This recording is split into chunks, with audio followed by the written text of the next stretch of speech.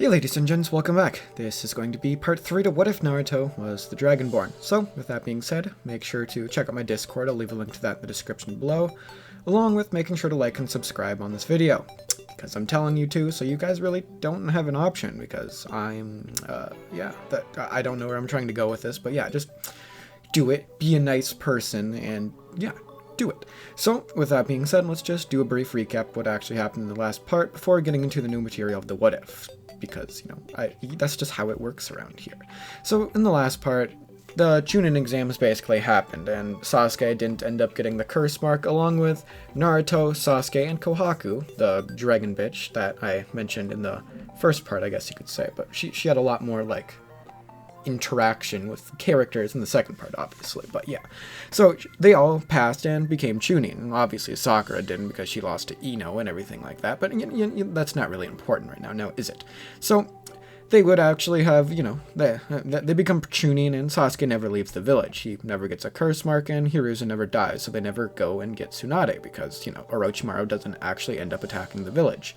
So, with all of that happening, the Shippuden break would happen, and that's where we're going to start off. We're going to cover exactly what would happen between the 3 years between Naruto and Shippuden. So, with that being said, let's just get right into the new material of the What If itself. Now, most of Shippuden would actually be not most of Shippuden itself, sorry, but most of the break before Shippuden would actually be a relatively boring story. We're just going to cover a certain scenario of events, one mission, and then the time, a little bit of time after that. This mission would actually be just like a normal mission. It would be some random C or B rank mission to do some random thing.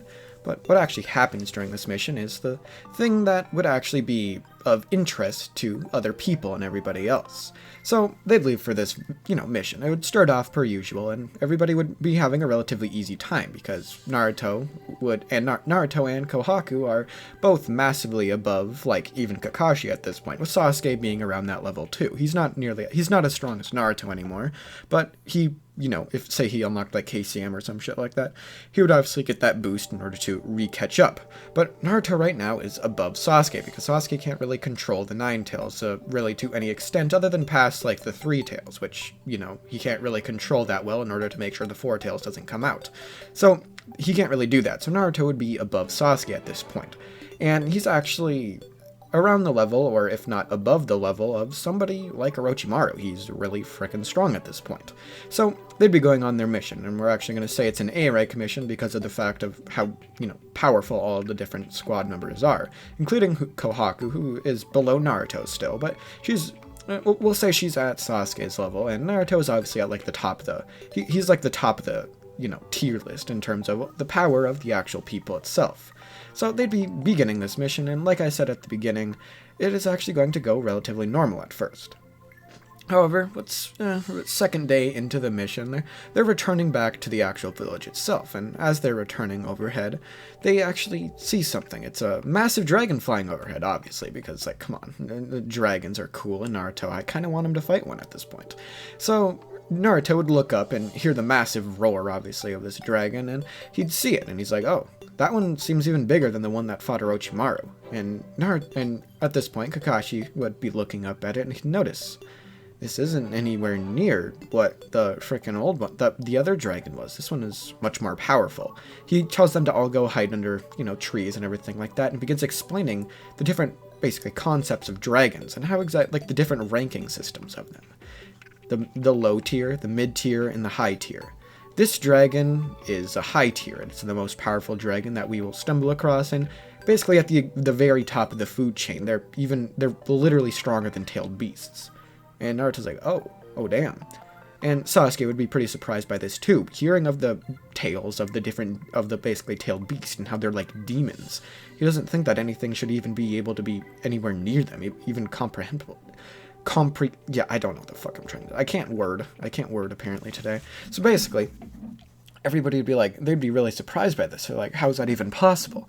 And Kakashi would be like, yeah, this is a high dragon. The one that we saw Orochimaru fight was probably a mid dragon, maybe low mid dragon. It wasn't anywhere near as powerful as this dragon. This dragon might be 2 to 3 times as powerful as that one, along with the rewards that will yield.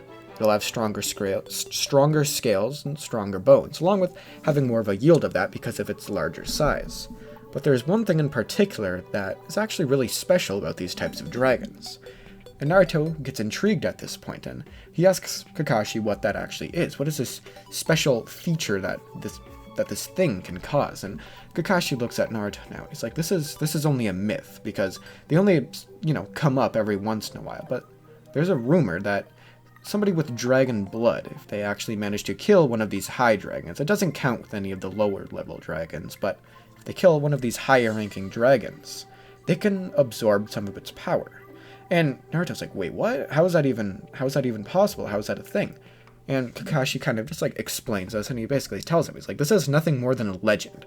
It's said that this happened literally thousands of years ago, so obviously we don't really know much about it now, but back in the time, or not thousands of years ago, sorry, but back in the time of Hashirama and Madara, there was said to be a dragonborn that actually rivaled their own power. And Naruto's like, oh, so should we try to kill it and see if this rumor is just nothing more than a rumor, if it's true?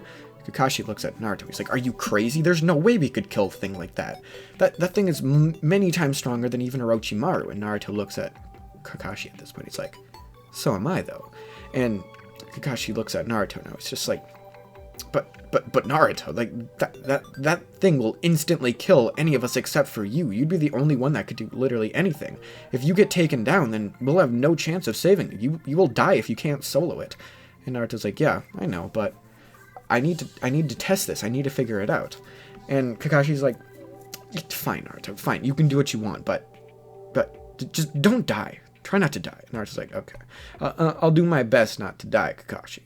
Before basically walking outside, or walking basically outside of under the tree, as Naruto once again opens this basically sight of the dragon and signals for the other four members, sorry, the other people to actually just leave. Naruto doesn't want him getting caught in the crossfire of the battle that's about to ensue. So Naruto, with them actually leaving, the dragon would still be flying overhead. And Naruto would use some elements and create a small ball of some random thing, some random element like ice or something of that sort, and he'd shoot it at the dragon, just trying to get its attention. The dragon would obviously be pretty provoked by this. It would basically be like a bee sting to it, and he'd get pretty pissed, and he'd turn around and see that Naruto was basically just chilling there in the middle of a field below him. It would start flying down before landing, probably about 10 yards from Naruto, as they would begin to face each other off. Dragons are actually quite intelligent, because, I can make them like that, and it would actually begin speaking to Naruto. And Naruto's like, he wasn't expecting that. The other dragon didn't speak. The high dragon begins talking to Naruto now. He's like, yeah, you think a mid-dragon or a low dragon or even a mid-dragon would be able to speak. Only the high dragons are able to speak, and we have our own language, but we can speak English as well. We are basically the overseers of this world. And Naruto's like, so what happens if I kill you? The dragon would look at Naruto now, and he's like, well, that won't happen.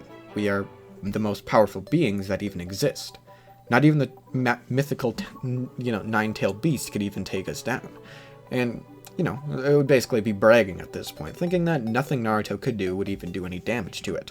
But then, the creature would actually realize it. Naruto isn't just some normal human. He takes in his horns and his armor and realizes that Naruto himself has either seen a dragon be slain or he himself has slain it. Assuming the worst, he assumes that Naruto actually killed a dragon.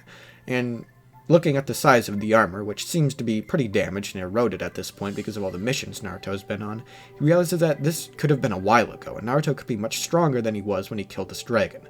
Even if it was a low-tier dragon, it still would be a massive threat to anybody that isn't Kage level or anything like that. And it would begin basically speaking towards Naruto now, and he's like, you must be the legendary Dragonborn. And Naruto asks exactly what that is, trying to get an explanation from the dragon. But it would not give him one. It doesn't want Naruto to know of his legacy, what he needs to do. He doesn't want Naruto to know this because that could literally overthrow the dragons. And obviously the high dragon would not actually want this. It would want to, continue reigning over the world as the supreme leader and supreme everything. There is only, let's say, 3 high dragons, maybe 4 if I decide to introduce another one in the future, with this one, we'll say, actually being the weakest of them. But it actually does still end up reigning over a certain amount of territory, even if it is one of the weaker, basically, dragons there actually is in terms of this rank. And it kind of explains this to Naruto, and explains that even if Naruto, somehow, someway, which seems impossible, was able to actually kill him, there are 3 others that are much more powerful than him, especially the strongest one, which I'll come up for with a name later on, when Naruto actually ends up confronting this dragon. So Naruto would basically, start confronting this one, the weakest of the high dragons. I don't know, how am I trying to explain this? I don't fucking know. And he would begin by, enhancing his sword, creating that vortex of elements around it, and slashing down against this, the dragon, which would simply put up its hand in a defensive gesture before deflecting the sword and swinging down its tail against Naruto, making Naruto get sent flying backwards. He wouldn't take too much damage because of his massive durability, along with the fact that he has this really powerful armor, but he actually did feel it a little bit, and he's like, oh, okay, I might have to, this is going to be kind of hard. So Naruto, bringing up his sword once again, and once again enhancing it. This time the vortex, much more dense, has a deeper color to it. It's kind of weird to explain exactly, but the dragon, he knows what this is. This is the power that the ancient Dragonborn from before actually used to defeat the 5th High Dragon. It was the weakest of the High Dragons, but even weaker than himself, but it was actually a quite powerful technique, and he knows that he's going to have to actually use some power against this. So he would basically bring up his hand and trying to basically, or not his hand, but his little claw, in an attempt to defend against this. But as Naruto swings down the sword, it would actually cut straight through, actually making a pretty significant cut in the side of the dragon's leg.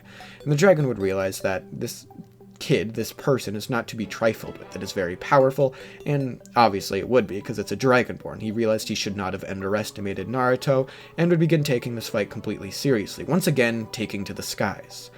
Naruto would see this, and he'd realize that he's going to have to figure out exactly what he's going to do against this. He has to figure something out. So he would basically bring up his sword once again. Something else that he figured out during the fight, during his training over the basically years of time he spent training for Shippuden, he would have actually learned something he calls the air slash. He can slash the air, sending out not like a shockwave of a blade, and it would actually cut anything within probably, we'll say, 100-yard distance.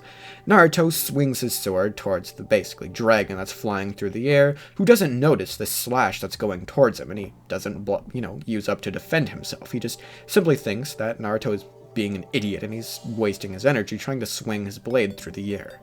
But then he feels it. In his lower torso, he feels a sharp pain before looking down and seeing a small amount of blood being poured out. And he's like, what? How is that even possible? I couldn't see it. I couldn't see the wind or anything of that sort. How is that even... How is... From this distance, he's really confused by this, and Naruto smiles, enhancing his sword, and begins to swing down once again. Unleashing a massive fury of blows in all directions around the dragon, it would try basically evading, trying to get out of the way, but to no avail. This sword, now much more powerful than when he first swung it, dealing a small scratch to the dragon, was now enhanced with all these different elements, along with Naruto using his full power to swing. Each cut that the dragon got would cut deep, cutting off its tail and doing a lot of damage to one of its wings before it came crashing down to the ground. Naruto would walk over to this dragon now, who would be badly injured, bringing up his sword as he powered it up, before swinging it down, dealing a massive blow, actually cutting the dragon's head off clean. As this happened, Naruto sheaths his sword before falling to the ground, completely exhausted because of the massive, power of the dragon and what it held. Obviously, Naruto wasn't even using his full power. Naruto was obviously using his full power. He was, using whatever the vortex is to, enhance his entire body when he swung down, making sure that the dragon was not going to recover from this. Naruto, now after winning this battle, would signal over for the rest of his squad mates to actually end up coming back over towards him. They see that Naruto had actually managed to do it, and as they're walking over to Naruto, and, how he's, laying on the ground, completely panting and exhausted at this point, a weird, basically purplish, energy would start seeping off of the dragon, before splitting in two, one side much bigger than the other, about 2/3 and 1/3. It would start going in different directions, one towards Kohaku, and the other towards Naruto, with Naruto getting the bigger, portion of the actual energy. It would begin flowing into both of them as they felt their muscles bulk up, they felt everything increase, and they felt themselves get stronger. Naruto at this point completely grew wings, and he's like, what? he's really confused and really worried about this. As Naruto gets worried about this, they actually retract, reverting back to his normal back. He tries summoning them once again, and it actually works. He has wings. Naruto's really confused by this. And Kohaku would have wings as well. They're just nowhere near as big, and she can literally barely fly with them because of the lack of power that she actually absorbed from the dragon. Because of the fact that she wasn't really, like, all too close to it, and the fact that Naruto was the one that dealt the finishing blow, and everything like that. So, Naruto's like, he's really confused. He doesn't know what just happened. He's kind of confused by this. Naruto feels much more powerful. His sword feels much lighter, and everything like that. It's quite surprising to him, quite astonishing. And the other high dragons of the world would notice this. They'd notice the immense, basically, increase in power of Naruto and realize that the Dragonborn is back, and it absorbed one of the high dragon's power. It's actually two of them, one being much stronger than the other. The one that is the main threat here. They realize that Naruto is going to have to be dealt with, so they would actually send the next high dragon after Naruto, but it would take maybe like a year for it to arrive for one simple reason, and that is that I don't really want to cover another dragon fight just yet, and I kind of want to do that either towards the end of this part, or at the end of the, or not at the end of the next part, but at the beginning of the next part, or sometime in the middle of the next part, or, you know, beginning of this part, like you get what I mean. So basically, Naruto ended up, you know, he defeated this dragon and absorbed some of its power, at least, most of it at least. Kohaku gaining a small amount of, well, she gained a pretty massive amount of power from this because, again, it was like a high dragon that she's absorbing from, but she didn't gain anywhere near as massive a power boost as Naruto. Naruto's strength easily doubled, maybe even tripled. And Naruto holds up his sword now, and he kind of wants to test something. What about his elements? Elemental control, did it get more powerful from the fact that he absorbed the dragon? He holds up his sword now and begins infusing it with, you know, the different elements from his, you know, everything like that. And the vortex forming around the actual sword would be bigger, and it would be much more clear, and Naruto realizes that it's probably much stronger as well. Swinging it down on a nearby rock, it cleanly cuts it in half, and no, like, chips or anything like that. He's like, okay, that's pretty cool. And he walks over to the dragon at this point now, and he would basically, you know, tap its scale, and as Naruto taps its scale, he realizes something.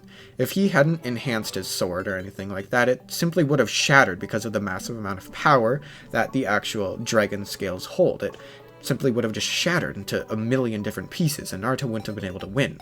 He's really glad that he enhanced his sword and learned how to do that in the first place, otherwise he would have had no chance of actually winning this battle because of the fact that his armor literally would have shattered if Naruto hadn't enhanced it and his sword. He realizes this and realizes that he might need an upgrade if he's going to be taking on these next tiers of dragons. So he walks up to the, you know, dead high dragon at this point and hunches it over at his shoulder. At this point, this dragon is massive, and Naruto's barely even able to hold it, even though at the massive strength that Naruto holds. As Naruto would be returning back to the village with the rest of his team, actually like helping Naruto carry this massive dragon, they go straight to the blacksmith, and Kakashi would go and report back to Hiruzen. So, with Naruto returning to the blacksmith once again, he simply shows him the absolutely massive dragon, and has one request. Make my armor better. Give me a new weapon, give me basically new everything, give me anything I ask for. And the blacksmith asks exactly what he's going to get in return for this. Money? And Naruto simply says no. After making this one armor set that I'm asking for, I'll give you the rest of the dragon once again. And Blacksmith would obviously be really thrilled by this. Dragon is very expensive, especially a dragon of this high caliber. Literally anybody with enough money would literally become like gods. They'd become immeasurably powerful, at least in terms of the amount of damage they'd be able to withstand. They'd basically be immortal when they're inside of, that suit of armor. It might be really heavy to actually be able to use or anything of that sort, but it would be enough to literally keep them alive from literally almost any ninja in the entire world. They'd become basically immune to everything. So, obviously, he'd be pretty excited by this fact that Naruto's just going to give him this, and he begins descaling the dragon, deboning it, and everything like that, giving Naruto a brand new armor set and a brand new sword that looks fairly reminiscent of what I have in the picture on the thumbnail.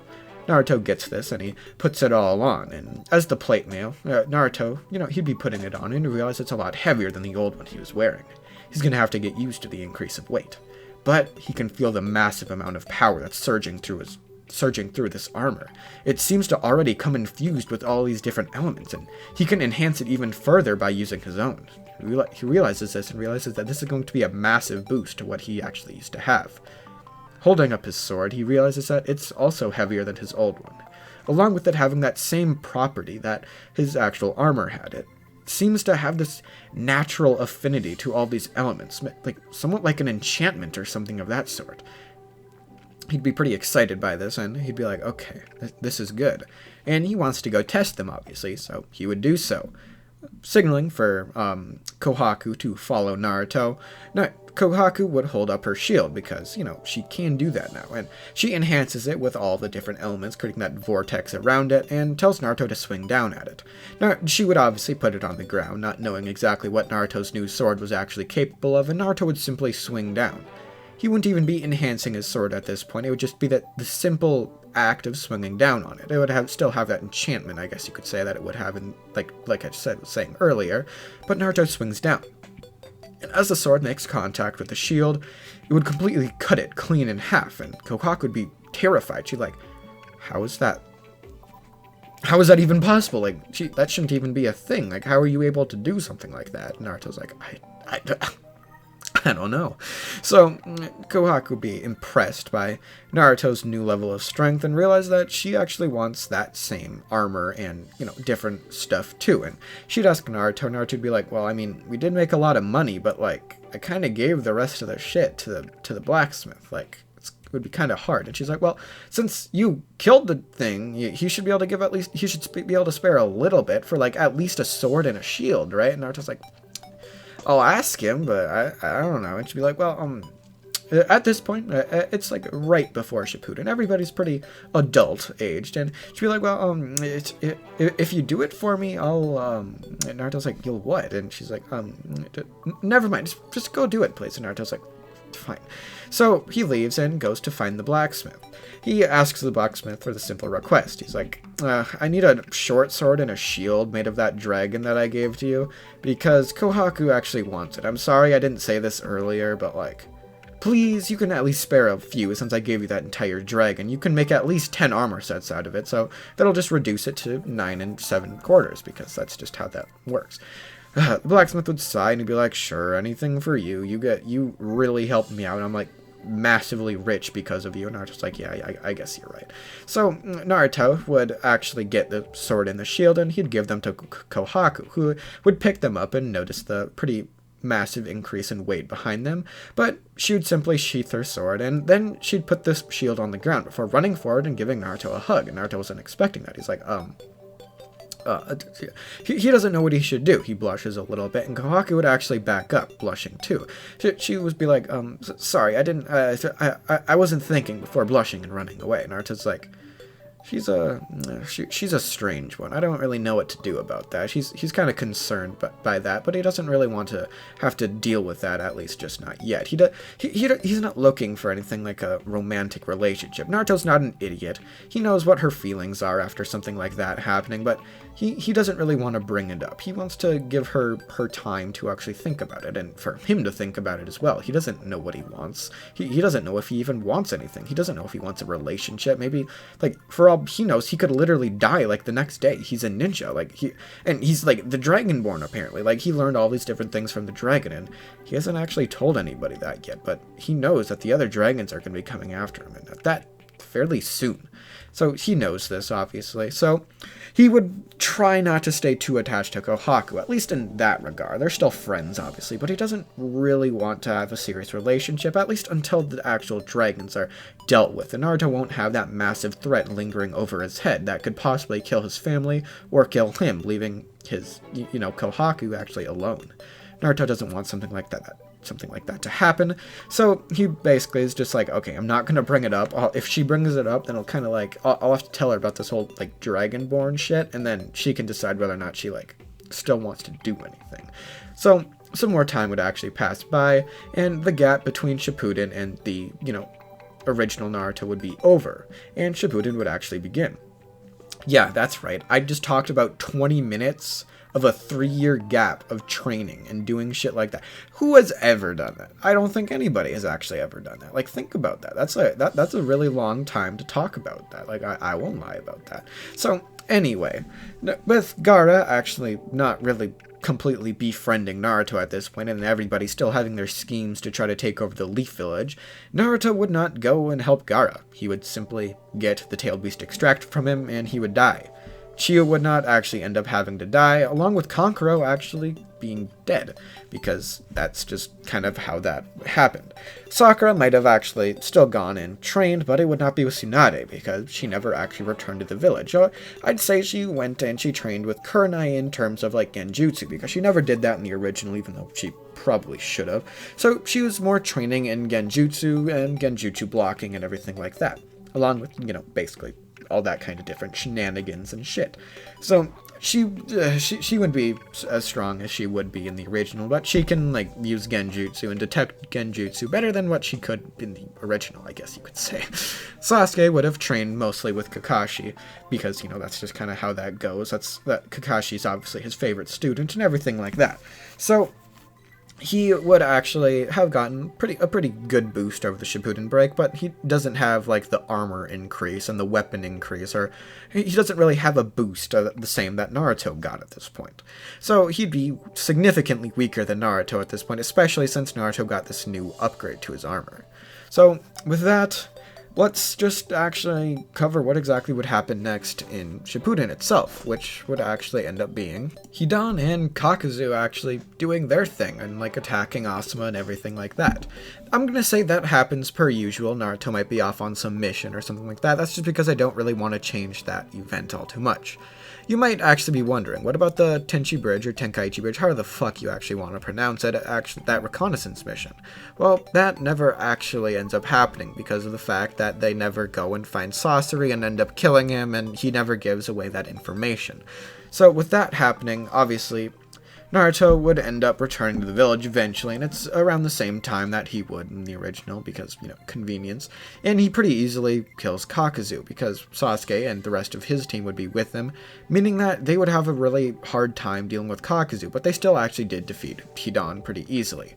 So, the next actual arc that I guess you could say is actually supposed to happen would be the Itachi Pursuit mission, which I could actually see still happening. For one reason, Sasuke still has that plan for revenge. It's just not nearly as, big as it used to be. But now that he has, Akatsuki and everything like that on his mind, he would remember Itachi and remember that he needs to actually deal with this. He needs to, he just needs to. That's all you can really say about that.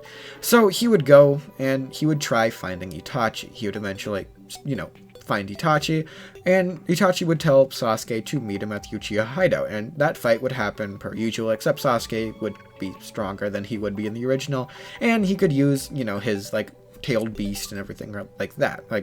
He's just stronger, I guess you could say.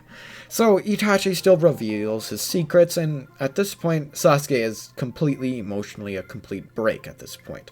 And he would awaken the Mangekyo Sharingan just like in the original at this point, and Kurama would be pissed at this. He doesn't want something like that to happen because that just simply shouldn't.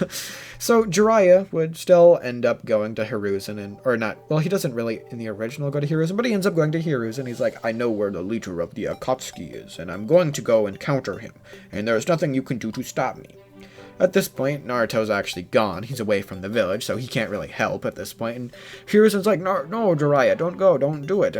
You might die. And Jiraiya's like, I'm gonna go anyway. So he ends up going. Jiraiya dies.